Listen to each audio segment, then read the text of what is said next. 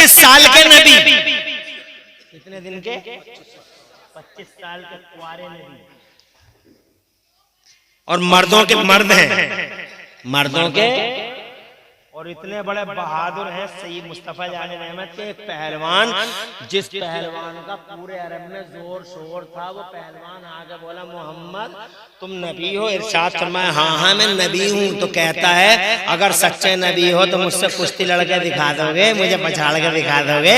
तो मुस्तफा जान रहमत ने हाथ मिला लिया उससे, मुझे तेरा चैलेंज कबूल है। कुश्ती शुरू हुई हुजूर की और उस पहलवान की, हर तरह से आजमाते थे सरकार को, कुश्ती शुरू हो गई। तो जनाब वाला अभी मिनट ही कहाँ लगे थे, अभी मिनट ही कहाँ लगे थे, पहलवान नीचे पड़ा था, मुस्तफा सीने पे बैठे थे। जनाबे वाला मर्दों का मर्द है, बहादुरों का बहादुर, सूरमाओं का सूरमा मेरा मुस्तफा, 25 साल का कुंवारा। हमारी दुनिया का चलन है 25 साल का लड़का 24 साल की लड़की और कन्या से निकाह करता है। हमारे घर वाले खुद ऐसे ही ढूंढते हैं, भाई हमारा लड़का हो गया 25 साल का, लड़की कम से कम 22 साल की होनी चाहिए, कम से कम 20 साल की। अरे लड़के से कुछ कम ही होनी चाहिए भैया, कहते नहीं? कहीं देख देख के आ जाते हैं, ऐसे भी कह देते लड़की की उम्र कुछ ज्यादा है, हमारा भैया तो 25 साल का और लल्ली तो समझ के मान के चलो 27-28 साल की। भैया ना जोड़ लेंगे भैया, मेल नहीं है।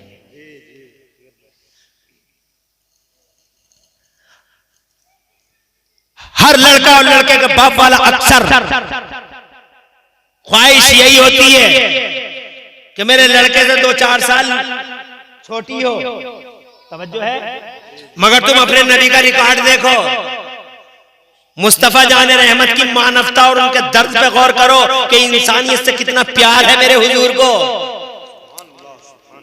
अबे बेहुदा मुस्तफा की लाइफ को सेक्स से जोड़ने वाले जालिम नाहंजार कुत्तों, अखबारों में मुस्तफा की लाइफ को सेक्स से, हॉट सेक्स से जोड़ने वाले दरिंदों, वहशियों, कलमकारों, अखबारों में हुजूर पाक की शान में सेक्स का लफ्ज जोड़कर गुस्ताखी करके लाखों मुसलमानों के दिलों पे छुरी चलाने वालों, अगर मुस्तफा की लाइफ सेक्स से जुड़ी होती तो 25 साल के कुंवारे मोहम्मद का ये रिकॉर्ड ना होता जो तारीख इस्लामी में रिकॉर्ड कायम है। 25 साल का कुंवारा नबी है, कुंवारा मर्दों का मर्द है, पहली शादी है, खुदा की कसम मगर इतिहास गवाह है। 25 साल का कुंवारा मोहम्मद 40 साल की बेवा खदीजतुल कुबरा को सीने से लगाकर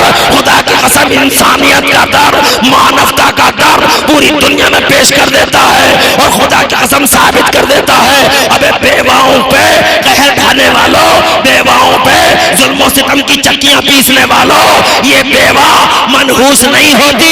ईरान कहता था बेवा मनहूस है, रूम कहता था बेवा मनहूस है, इंडिया में बेवा को पति के साथ ही सती कर दिया जाता था। खुदा की कसम चारों तरफ बेवाओं को मनहूस घोषित कर दिया गया था। ठीक उस टाइम में जब चारों तरफ बेवाओं को मनहूस करार देने की, मनहूस घोषित करने की लहर उठी हुई थी, ठीक उसी पीरियड में इंसानियत का झंडा उठाने वाला मोहम्मद, मानवता का दर्द रखने वाला मोहम्मद, पूरी दुनिया को ह्यूमैनिटी से सरशार करने वाला मोहम्मद, 25 साल का कुंवारा नबी 40 साल की बेवा को सीने से लगाकर ये साबित कर देता है कि इंसानियत का दर्द रखो और बेवाओं से मोहब्बत किया करो। बेवा नहूसत की अलामत नहीं बल्कि बेवा बरकतों की निशानी हुआ करती है। बेवा में खैर है, बेवा में बरकतें हैं, बेवा में रहमतें हैं, इसलिए बेवाओं के साथ मोहब्बत से पेश आओ। बेवा मनहूस नहीं बल्कि समाज के लिए मुबारक औरत करना, मुबारक औरत हुआ करती है। ये मुस्तफा ने अपनी सीरत से। अबे सेक्स से जोड़ने वालों, अगर मुस्तफा जाने रहमत को सेक्स से जरा सा भी वास्ता होता तो 25 साल का कुंवारा मोहम्मद कभी 40 साल की बेवा से निकाह नहीं करता। बेशक बेशक। नारे तकबीर, नारे रिसालत। फैजान गौसे आजम माशाअल्लाह। बल्कि और बढ़ के कहना चाहता हूं, मुस्तफा को तो निकाह की जरूरत भी नहीं थी।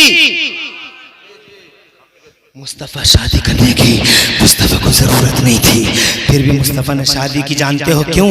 ताकि इन गुलामों को शादियां करने का तौर तरीका मालूम हो जाए। मुस्तफ़ा को खाने की ज़रूरत नहीं, खाया ताकि हमें खाने का तरीका मालूम हो जाए, पिया ताकि पीने का तरीका गुलामों को मालूम हो जाए।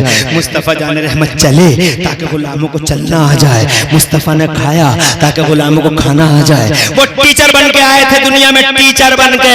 मुस्तफा ने इसीलिए निकाह भी किया ताकि इन गुलामों को निकाह करना आ जाए, बीवियां रखनी आ जाए, बीवियों से मोहब्बत करना आ जाए, बीवियों को सीने से लगाना आ जाए, बीवियों को कैसे पाला जाता है ये मुस्तफा जाने रहमत ने अमली दुनिया में बता दिया। तवज्जो है? आज बीवियों को मारते हैं लोग। अरे अभी और खैर, अभी तो खैर है, कुछ दिनों पहले तो मैं ये सुनता था कि जिस दिन शादी होती थी शहतूत की संटी भी बनाता था, शहतूत की संटी भी बनाता था। क्या करेगा? मेहर पर उसे सख्त करता था, माफ कर रही है नहीं कर रही है, माफ कर रही है नहीं कर रही है।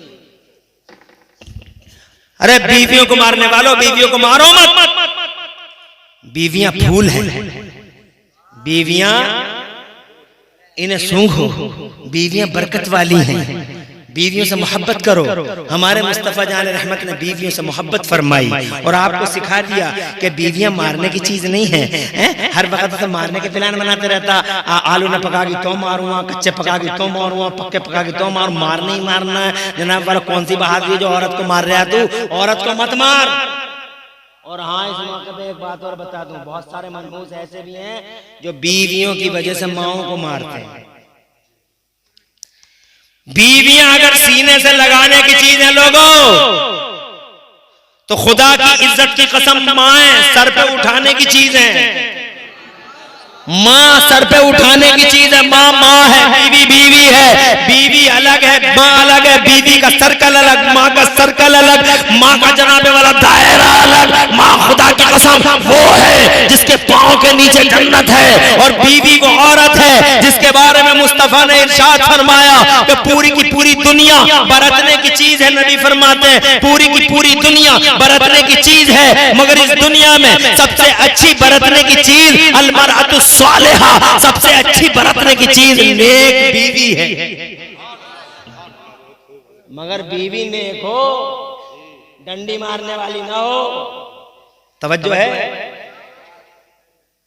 बीवी नेक होनी चाहिए। कैसी नेक होनी चाहिए? ऐसी नेक होनी चाहिए कि जो मर्द ने कह दिया घर से बाहर मत निकलना तो निकली नहीं, पर्दे की धज्जियां मत बखेरना तो निकली नहीं। मुझे वाकयात याद आ रहे हैं मगर टाइम इजाजत नहीं देता। मैं भी क्या करूं, टाइम ही इतना हो गया। मुफ्ती कौसर रब्बानी साहब की तकरीर इतनी बढ़िया हो रही थी, क्या करूं, टाइम ही इतना हो गया। असल शादियों के प्रोग्राम आके लेट हो ही जाते हैं, कोई बड़ी बात, कोई दिक्कत वाली बात नहीं है। मगर 2 मिनट अगर सुन सको तो सुन लो। अभी अभी नई नई शादी हुई है, नई नई शादी हुई है, बीवी को लाया, सुभान अल्लाह। मगर बीवियां बीवियां हुआ करती थी।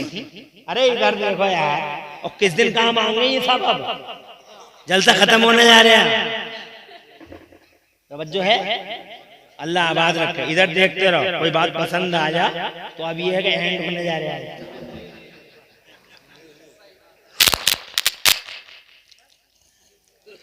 अब नई नई शादियां हुई तो पीछे औरतों के साथ जरा हया का मामला होता था, काय का? और अब बनावट का मामला है। अब बनावट का हम ऐसे देख रहे हैं, हम अपने ही बीच में देख रहे हैं, औरों की क्या बताएं। बीवियों को लोग कह रहे हैं आप आइए, तशरीफ लगी, बीवियों के बारे में नहीं कर रहे हैं, आप आइए। अरे मैं ये नहीं कहता कि तू बेअदबी हो, मगर इतना भी मतलब अदब, इतना भी अदब मुनासिब नहीं है। अरे तू वो तो अदब तो उसके लिए ऐसा अदब है, ऐसा अदब है बीवी के लिए, हमारा अदब ऐसा है ऐसा अदब है हमारा, खाली हम पे हक नहीं है कि हम ना माने, बल्कि उसके लिए तो इतना बड़ा हक है, इतना बड़ा हक है, इतना बड़ा हक है। एक हदीस सुना दो। हदीस तो हुजूर के पावर पे है, मगर इस हदीस का आखिरी टुकड़ा मर्द को, औरत को मर्द के लिए क्या करना चाहिए, ये आखिरी टुकड़ा है वो, मगर उसके लिए मुझे पूरी हदीस सुनानी होगी। अगर कहो तो सुना दो।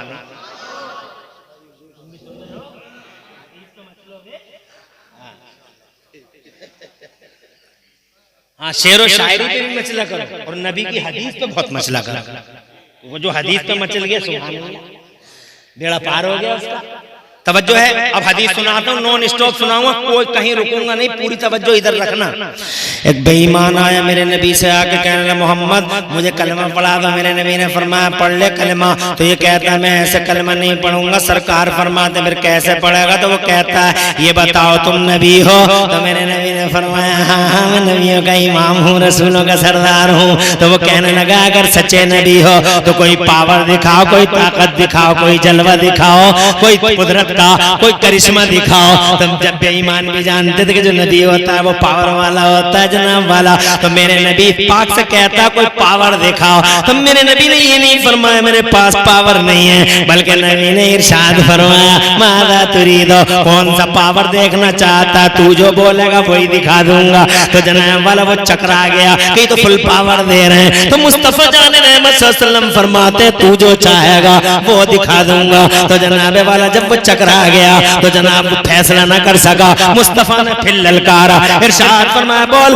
कौन सा पावर देखना चाहता है? तो इसने एक आइडिया सेट कर लिया और आइडिया सेट करके कहने लगा अगर सच्चे नबी हो तो उस पेड़ को यहाँ बुला के दिखा दो, पेड़ को यहाँ बुला के दिखा दो। तो मेरे नबी ने फरमाया अब सुनो मजे की बात है और मचलो जोर से कहो सुभान अल्लाह, मजे की बात। जब मुस्तफा जाने रहमत से कहने लगा उस पेड़ को यहाँ बुला के दिखा दो, तो मेरे नबी ने फरमाया मैं नहीं बुलाता उस पेड़ को।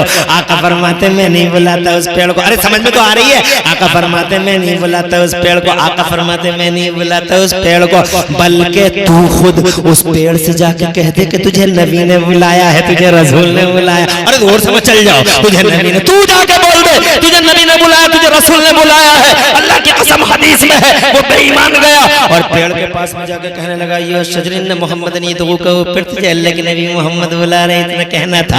अब पेड़ की गुलामी देखो, पेड़ ने ये नहीं देखा कि आने वाले की जबान कैसी है, पेड़ ने ये देखा कि भेजने वाले की जबान कैसी है। जैसे उसने कहा तुझे वो बुला रहे, जाने जाना बुला रहे, बहारे बहारा बुला रहे। हदीस में आता फहस यमीन व शिमाला, पेड़ दाएं हिला बाएं हिला, आगे हिला पीछे हिला, चलने लगा। अरे मजा आ रहा है नबी के पावर में, मजा आ रहा है। पावर ही नहीं है। इससे ये पूछ कर देखो अल्लाह पावर कहते किसे हैं बेटा? है लल्ला वहाबियों के मुल्ला, ये तो बता दो मुझे कि पावर कहते किसे? इरशाद। अरे सुन रहे हो? आप भी सुनो गौर से और मचल के तवज्जो है।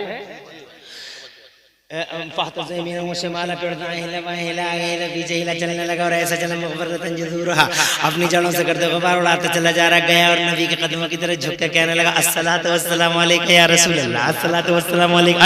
अरे मचलते क्यों नहीं? अस्सलातु वस्सलामु अलैका या रसूल अल्लाह, अस्सलातु वस्सलामु अलैका या नबी अल्लाह, अस्सलातु वस्सलामु अलैका या हबीब अल्लाह। ए सुन्नियों, उधर वो पेड़ झुका, इधर ये बेईमान नबी के कदमों की तरफ गिरने लगा।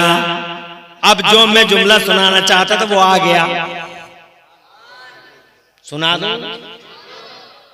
पावर नबी का सुना दिया, नबी की हदीस सुना दी। अब नबी की हदीस का ये आखिरी जुमला जो मेरे मौजू को टच कर रहा है, वो कदमों की तरफ गिरने लगा और गिर के कहने लगा ए मोहम्मद, जब तुम्हारी शान ऐसी है तो तुम्हारे अल्लाह की शान कैसी होगी? मुझे इजाजत दीजिए,